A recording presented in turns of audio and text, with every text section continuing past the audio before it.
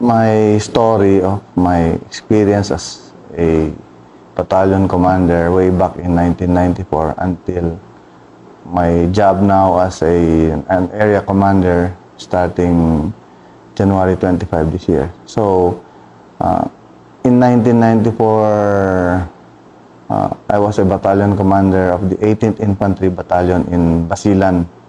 During that time, there were still two threat groups that we were confronting. One is the MNLF, and the other one is the MILF. In 1994, there was a ceasefire with the MNLF ongoing already. And while the MILF, we did not have any talks nor any ceasefire. So, during some encounters, we were encountering some MILF who usually runs towards the MNLF positions, and sometimes we are accused of ceasefire violations against the MNLF. And so there was some complexity in running the operations in that area during that time because of two different problems. And then as we go through the conflict in Basilan, we were just lucky that somehow there was the peace agreement with the MNLF in 1996. And so in a way,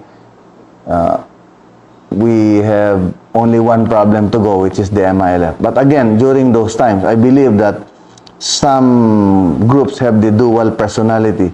If we run after them as MILF, if they run towards the MNLF position, they will just say, okay, we are MNLF, so you cannot attack us, we have already the peace agreement. And so these are the complexities during that time. Anyway, my job there as battalion commander was a tactical commander, so I was more or less managing the purely tactical situation. But I had started the exposure with dealing with different groups, like we have, or different stakeholders, like the LGUs, and then you have there are already a presence of some MGOs in the area, but we did not give so much attention during that time because we were still focused on combat operations. Anyway, the situation on the ground was that the road, the circumferential road in Basilan was so bad that from my location in Tumahubong, that's Barangay Tumahubong in Sumisip, going to Isabela City, the travel time was about 5 hours.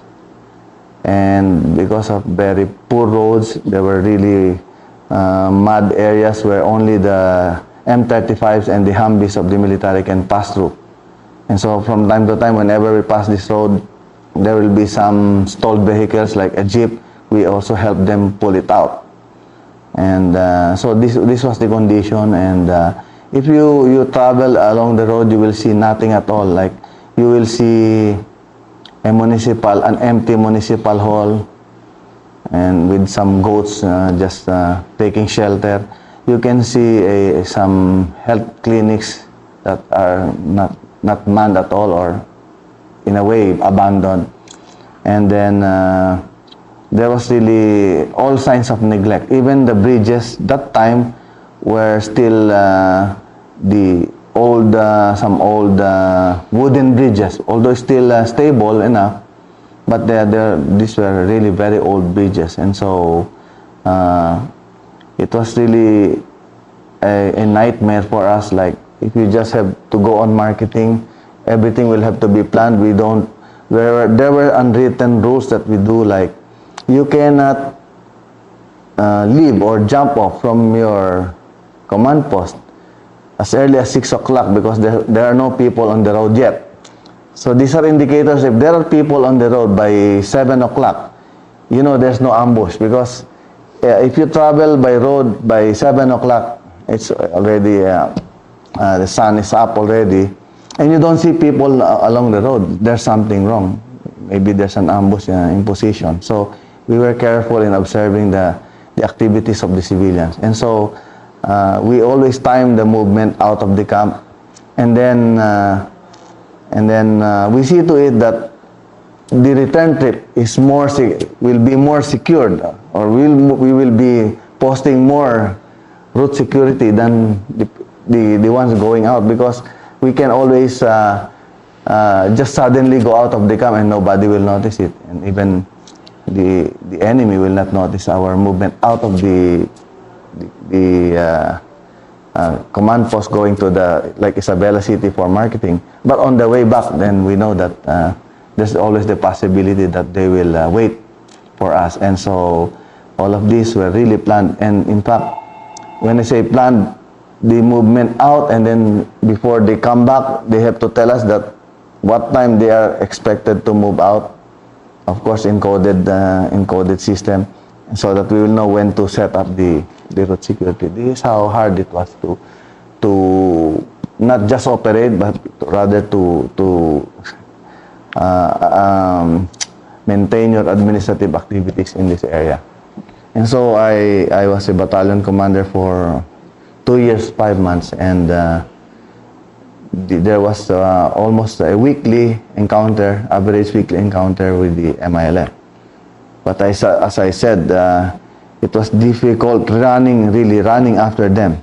Because once you are engaged and you try to pursue them, there's always an alibi that we are already encroaching in the MNLF side, which has already signed or has a ceasefire with us, with the government since 94 towards 96. And then until the time that they had signed a peace agreement. So it was, when I was in Basilan, that was the transition phase from a conflict with the MNLF towards the signing of the peace agreement. And so again, there was the kidnapping of the teachers and students of Tumahubong High School, which was brought to Puno Mohaji, the famous battleground where we had lost so many Rangers. Remember that. And again, in 2001, there was the Dos Palmas kidnapping in Palawan by the Abu Sayyaf themselves, and brought them to Sulu for a while, and then eventually landed in Basilan, and they kept the hostages there. So during that time, in 2000, I was the U3 of Southcom, so I was still aware of what's happening in Basilan.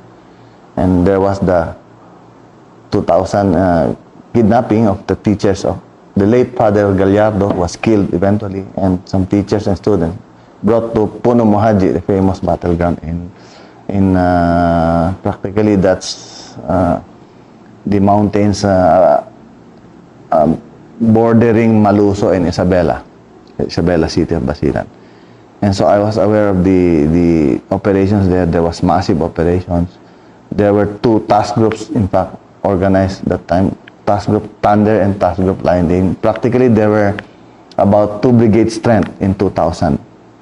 And while, of course, things were happening in Basilan, there was the problem of the all-out offensive, or which the media termed all-out war, against the MILF starting in March. Because in February 2000, the MILF, also the same guy who attacked Lanao just last year, si Commander Bravo, attacked the towns of if